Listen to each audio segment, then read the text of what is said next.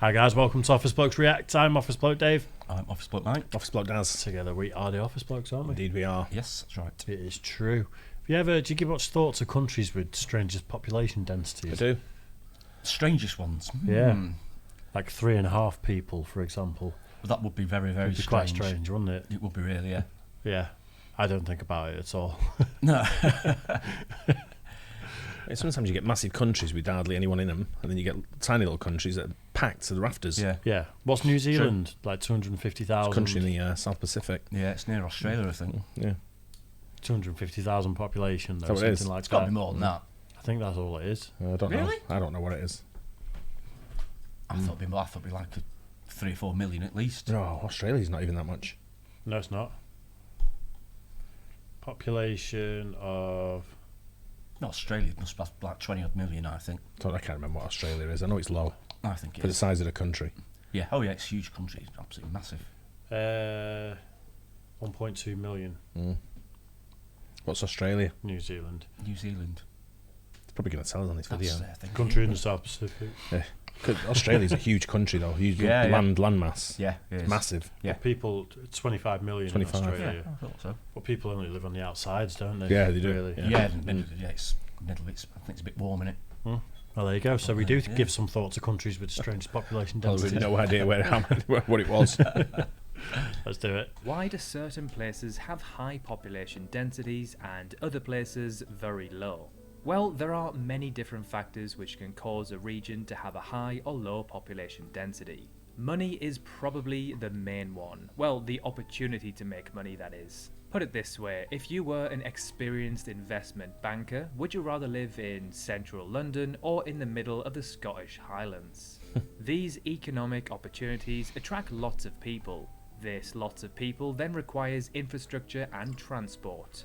This is why cities like London have complex transport systems, whereas in the Scottish Highlands you'd be lucky to find an hourly bus.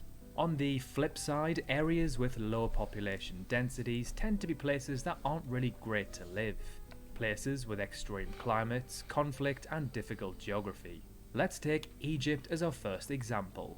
So Egypt has one of the most interesting population densities in the world. I'll give you one guess as to why it looks like this. The majority of Egypt's population is concentrated along the River Nile and its delta, as these regions provide fertile land for agriculture and access to water resources. An unbelievable 95% of the country's 110 million or so population live within just a few kilometers of the Nile and its delta. The Nile River was considered the source of life by the ancient Egyptians and played a vital role in the country's history and rich culture. Humanity owes a lot to this river.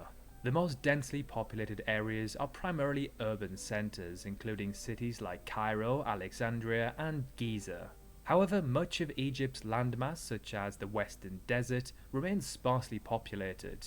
This is due to the harsh environment conditions. Temperatures here can be inhospitable, and there is very little infrastructure. You been to Egypt? No. Never want to go. I've swerved it all my life. I've managed to get through my working life without having to go. I'm not too bothered about going. Me neither. It'd be cool to see the pyramids, but then when you realise that there's loads of buildings there and then the pyramids there, kind of killed it for me when I So I saw believe, it. yeah, like industrial estates next door to it and stuff. Yeah, I just Stuff had like that. no desire to go whatsoever. No. Never have, never will. Never will go. Even people say to me, like places like Hurghada, like, you go. I have no desire to go whatsoever. Yeah, no, I've never been drawn to it, I must admit. It's just one of those places, isn't it? Like some people are obsessed; they have to go to Egypt, and then I think we're all the same. Where it's like, Yeah, we had a regional head office in Cairo, and I think it was one in the town called something like 6th of November or something, or the 19th of October. Towns with them names, trust me, yeah. Wow. And we had our regional headquarters over there, and people were saying you've got to come and visit the regional headquarters for the meetings. And every time I made a great excuse to get out of it, Yeah. I never went. It's a rather strange term known as the Blue Banana, which is a region encompassing this region here, which is known as the megalopolis of Europe or the Liverpool-Milan axis. It is a discontinuous urbanization corridor in Western and Central Europe, taking the piss. with a population of about 100 million. The Looks to me northern like it part is. of the so-called banana extends to England's northwest, where you'll find cities like Manchester and Liverpool. It then travels south across England, across Birmingham and London, before moving over the English Channel, where it incorporates many important European cities such as Amsterdam, Rotterdam, Milan, Zurich, Munich and Brussels, to name a few. Within this region are some of the busiest airports and seaports in the world, as well as the headquarters of the EU, the European Parliament, the International Court of Justice, NATO and the European Central Bank. So yeah, quite an important banana. never heard Australia that. is one of the Never most heard that in my sparsely life. populated countries on Earth, at just 3.5 people per kilometres squared. In fact, this makes it the second or third least densely populated country on the planet. The Northern Territory is even more sparsely populated than this, at just 0.16 people per kilometres squared. This region stretches for a distance of around 1.4 million kilometres squared. This is a larger area than the entire country of Peru. The Northern Territory has a population of around 250,000. Excluding Perth on Australia's southwestern coast, the main population centre of the country is along its east coast, specifically from Brisbane down to Sydney and then all the way down to Melbourne. These three cities alone contain around half of the country's entire population. Wow. Now, barely anyone It's mad, that, isn't That's it? spread out, isn't Crazy, it? innit? Yeah. Yeah. I've never been Australian either. It's too far. It's a long distance, isn't it? I mean, Yeah. It couldn't be any further, could it, really? There was never anything there for me to do. It was like, I don't know, it's oil and gas was like in Perth. Yeah.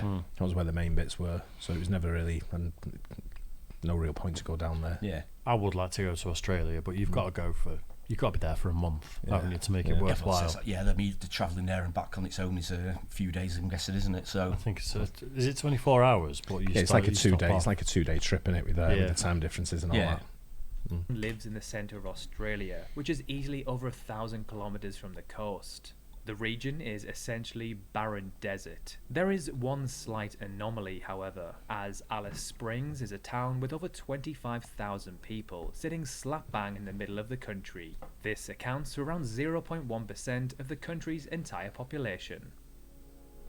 wow. Why? Big fuck off spiders there, Mike, for you. Yeah, that's one of the reasons why I don't go there, without a doubt. That's bizarre. That's slap bang in the middle there, isn't It's it? got to be a like military base, because there's American military bases there, Yeah. isn't there? Or opal mines. Is it Or, where's Ayers Rock? Yeah.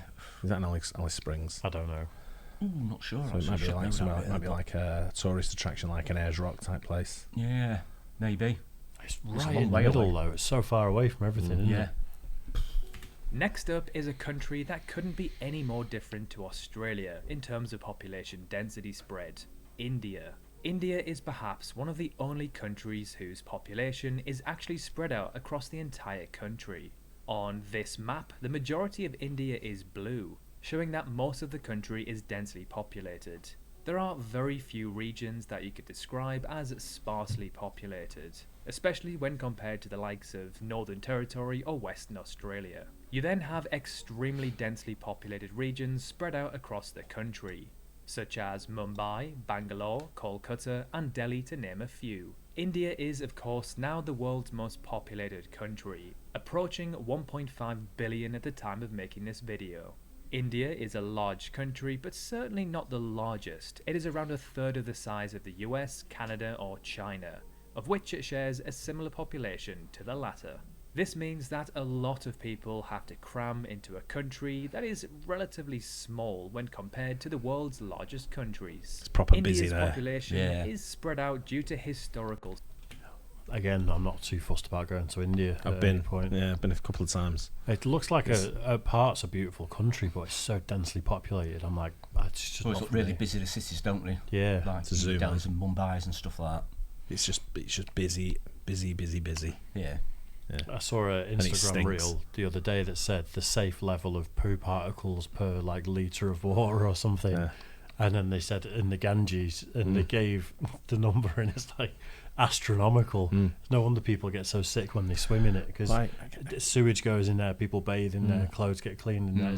It's used for everything, isn't it? yeah, I came out the airport and got hit by a stench. I was just like, my God.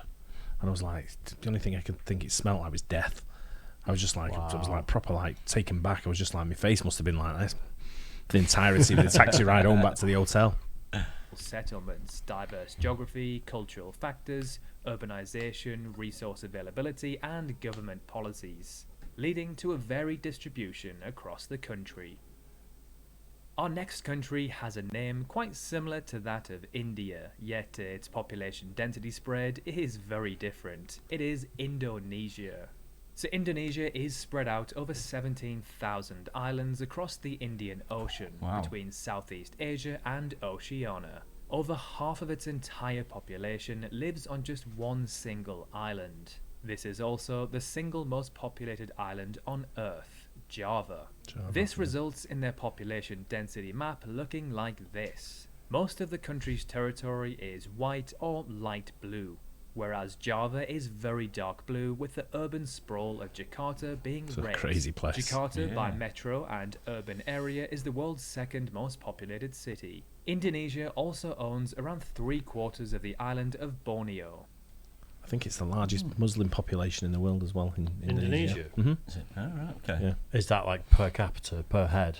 I don't know, but I think it's the largest. Yeah, it will be because it's the largest population, I think, of Muslims in the world in Indonesia. Wow. It's a crazy place. Been a couple of times there as well, and Jakarta's just like it's non-stop. Is it busy Yeah, again? yeah. You get if you're not into crowds and crowded places, don't go there. Yeah. Yeah, Is it pretty dry in terms of alcohol then? No. If it's a massive Muslim population? No. No? No, it's free. What's it? I've been on holiday there as well. Wow. When you think of places like Bali, that's Indonesia. I suppose, Yeah. yeah. So Bali's a big holiday spot Yeah, for I suppose especially so. like Australians as well. A lot Yeah. of Aussies there. And Well. but I've been to a lovely little island in Indonesia as well called Bintan, which is really nice. But yeah, alcohol free. I wouldn't go otherwise. No chance. Here you can see the odd blue city spread out across the region, but generally it is a very sparsely populated place. Denpasar, which is the capital of Bali, is also very densely populated. When I visited Bali a few years ago, I had absolutely nice. no idea that this would be the case. I was under the impression that it was a peaceful, quiet, remote island, and oh boy was I wrong. The traffic and noise there is insane. China's population density spread is quite odd. There is literally a line which splits the country into two. The eastern part of the country is heavily populated, in fact where around 90% of the entire country lives. This means that only around 6% of the country live west of this line, which doesn't sound like a lot, but 6% of 1.4 billion is still around 84 million. That's about the same population as Germany or Iran. China's west, specifically its northwestern regions, are very far inland, away from the coast, which we all know is essential for trade and growth. The terrain of this region also isn't very favourable, with rugged mountains, deserts and high plateaus, not great for building cities in or raising farms. In contrast, China's coastal areas and fertile plains in the east have historically been centres of agricultural activity, trade and cultural exchange, leading to higher population densities. On this map from a distance, Iceland is pretty much fully white. Wow. It is a very sparsely populated country, and in fact a country with a very low population. Only around 375,000, of which nearly half live in just one city, the capital Reykjavik. Reykjavik has milder weather compared to other parts of the country, especially the north. The rough landscapes of the country make infrastructure hard to build and maintain, meaning most people live either in Reykjavik or the surrounding areas. Greenland is an... I would like to go to Iceland though. Yeah, it's been on our to-do list for a while. Reykjavik and Keflavik, innit, is the two sort of like areas you go there. I've not It's heard like of that one. Keflavik, yeah. It's it's definitely a spot. It's a trendy spot to go to from the UK for a while now. Yeah. But it's become very expensive, I believe, when you're there. I bet. I think the cost of the pint's like 10, 11 euros and things like that. It's quite expensive. I'm guessing with a small population like that, they need a lot of their money will come from tourism. I'm guessing so. They need to make as much from it as they can. I'm guessing so. For the frozen food industry. more extreme Frozen Greg's pasties. Yeah.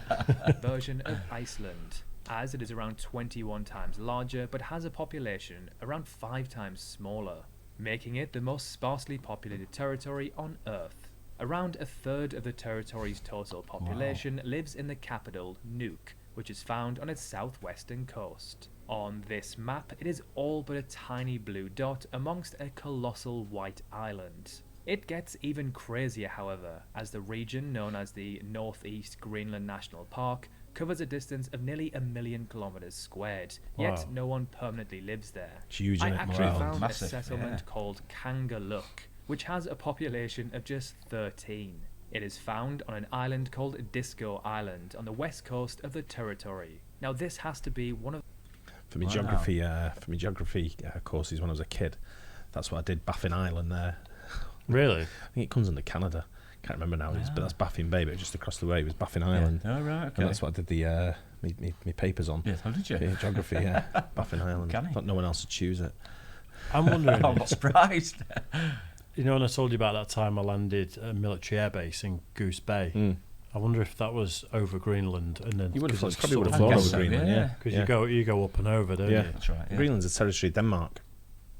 Oh, is it? It's owned by Denmark. Is it? Oh, I never knew that. I didn't know that. It's Either. educational, this programme, I tell you. It's just me that's giving you all the info. Yeah. Kangaluk, which has a population of just 13. It is found on an island called Disco Island on the west coast of the territory. Now this has to be one of the most remote inhabited places on Earth. But my god, who on earth would live there and why? Well, it seems that people have had enough of living there. The population has declined over the last few decades and has shrunk 2/3 since 2010. The vast majority of the Sahara Desert region is completely white on the population density map, which comes to no surprise as this is one of the most inhospitable places on Earth. The Sahara stretches for a distance of around 9.2 million kilometers squared, an area larger than the entirety of Brazil, and not far off the size of the US or China.